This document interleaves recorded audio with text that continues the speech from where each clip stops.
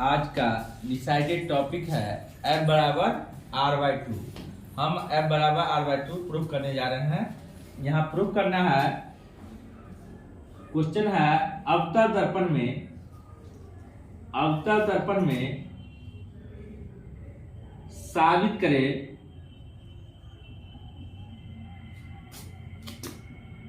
F बराबर R/2। Proof that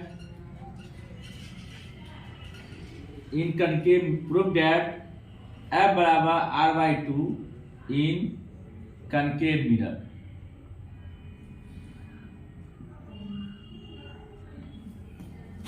concave mirror में अवतल दर्पण में साबित करना है F बराबर R/2। F बराबर R/2 साबित करने के लिए हम लोग सबसे पहले क्या करते हैं, एक कनकेव मिरर का तस्वीर बना लेते हैं। एक कनकेव मिरर का तस्वीर बना लेते हैं। यह एक अवतल दर्पण है। अवतल दर्पण उस दर्पण को कहते हैं जिसका केंद्र दर्पण के परावर्तक सतह की ओर हो। दर्पण के परावर्तक सतह की ओर केंद्रक हो, उस दर्पण को अवतल दर्पण कहते हैं। और ये MM' एक अवतल दर्पण है। MM' एक अवतल दर्पण है जिसका P ध्रुव है, F फोकस है, C वक्ता केंद्र है। ए भी कोई किरण मुख्य अक्ष के समांतर दर्पण पर आती है। ए भी कोई किरण मुख्य अक्ष के समांतर दर्पण पर आती है जो फोकस से होती हुई चली जाती है। एक दूसरी किरण C से B को मिलाते हैं जो नॉर्मल का काम करती है। फिर से सुनना है हम लोग को। MM' एक अवतल दर्पण है जिसका P ध्रुव, F फोकस है, C वक्ता केंद्र है। ए भी कोई किरण मुख्य अक्ष के समांतर दर्पण पर आती है जो फोकस से होती हुई चली जाती है। एक दूसरी किरण C से निकलती है जो B को मिलाते हैं जो नॉर्मल का काम करती है, अविलंब का कार्य करती है। अब हम इसको प्रूफ कर रहे हैं। प्रूफ करने में ध्यान दोगे, यहाँ पे प्रूफ कर रहे हैं। सबसे पहले हम इसको लिख लेते हैं भाषा में। माना MM' एक अवतल दर्पण है। कौन सा दर्पण है? अवतल दर्पण है। माना MM' एक अवतल दर्पण है। F फोकस, P ध्रुव और C वक्रता केंद्र है। C से B को मिलाते हैं।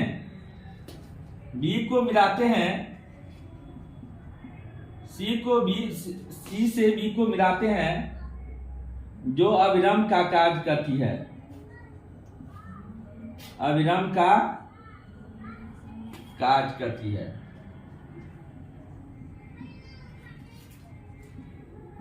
अब हम यहाँ P ध्रुव, F फोकस, C वक्ता केंद्र के बारे में समझ गए हैं। अब इसको हमको प्रूफ करना है। तो सबसे पहले हम जानते हैं परावर्तन के नियम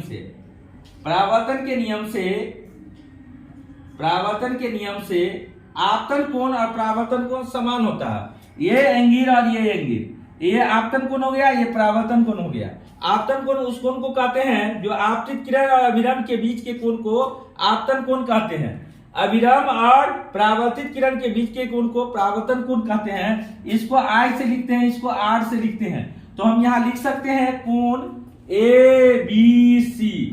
कोण ABC बराबर होगा कोण CBF।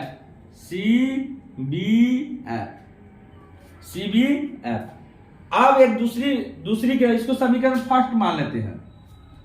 ये कोण ABC और कोण CBF जो परावर्तन के नियम से हुआ, इसको समीकरण फर्स्ट मान लेते हैं। अब यहाँ पे AB समांतर है PC। इसे BF रेखा प्रतिच्छेद करती है। तो हम जानते हैं एक समांतर रेखा को कोई तीसरी रेखा प्रतिच्छेद करे तो एकांतर कोण समान होता है, तो ये कोण और ये कोण एकांतर कोण होगा।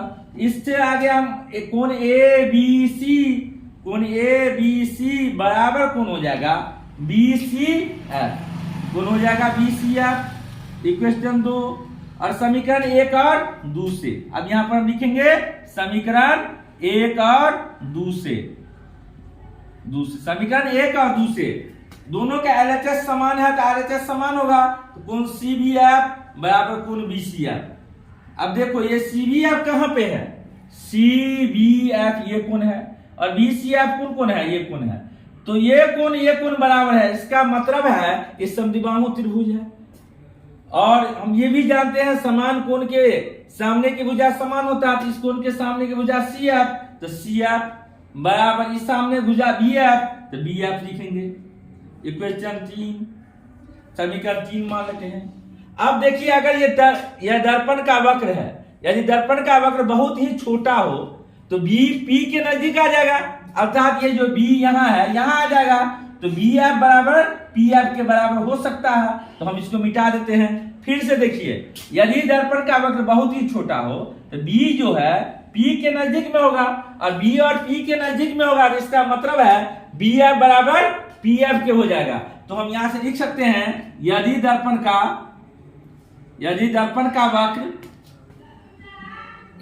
का वक्र बहुत छोटा हो तो बी एफ बराबर हो जाएगा पी एफ के, लगभग बराबर होगा।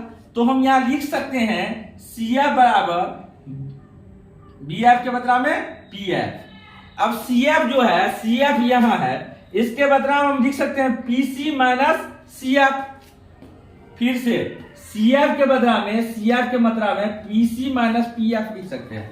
तो क्या लिखे, P C minus P F बराबर पी एफ। और ये माइनस है, इधर से इधर जाएगा तो प्लस हो जाएगा, तो हम कह सकते हैं इसको ऐसे लिख सकते हैं पी सी बराबर P F plus P F. अब पीसी जो है, पी ध्रुव और वक्ता केंद्र के बीच की दूरी को वक्ता त्रिज्या कहते हैं। ये पूरे दूरी को वक्ता त्रिज्या कहते हैं, और यहां से पी एफ है, इसको दूरी को एफ कहते हैं, फोकस दूरी कहते हैं।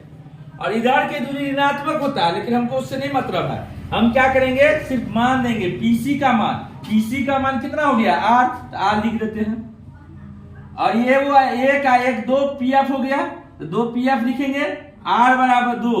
अब पी एफ का मान जो होता है वो दिया हुआ फोकस दूरी है, तो एफ से लिखते हैं, यहाँ पर एफ लिख देंगे। अब यहां से एफ बराबर हो जाएगा आर बाई 2। यही हम लोग को प्रूफ करना था, आसानी से हम लोग प्रूफ कर लिया बराबर आर बाई 2। फिर से एक बार देखो सभी बच्चे, एम एम डैश एक अवतल दर्पण है, पी ध्रुव है, एफ फोकस है, सी वक्ता केंद्र है, ए भी कोई किरण मुख अक्ष के समांतर दर्पण पर आती है जो फोकस से होती हुई चली जाती है, बी से सी को मिलाते हैं जो अभिलंब का कार्य करती है। इतना बात हम लिख लिए। परावर्तन के नियम से हम जानते हैं ये कोण बराबर होगा, तो कोण ए बी सी बराबर कोण होगा सी बी एफ। परावर्तन के नियम से हो गया समीकरण फर्स्ट। और ए बी समांतर, ये रेखा और ये रेखा आपस में समांतर है, इसे कोई तीसरी रेखा प्रतिच्छेद करती है, तो ये कोण और ये कोण एकांतर कोण से, ये कोण एकांतर कोण से समान हो जाएगा। यहां लिख भी सकते हैं एकांतर कोण आप दोनों समान हो गया। समीकरण 1 और 2 से हम निकाल रहे हैं, 1 और 2 से निकाल रहे हैं, तो एक 2 से क्या हो जाएगा, ये दोनों बराबर हो गया। अब हम जानते हैं कि समान कोण के सामने की भुजा समान होती है, समान कोण है ये, इसके सामने का भुजा सी एफ, इसके सामने की भुजा बी एफ बराबर हो गया। यदि दर्पण का वक्र बहुत ही छोटा हो, मतलब ये दर्पण जो है ये छोटा दर्पण हो, तो बी यहाँ होगा और पी यहाँ होगा, जो ऑलमोस्ट एक दूसरे के नजदीक में होंगे।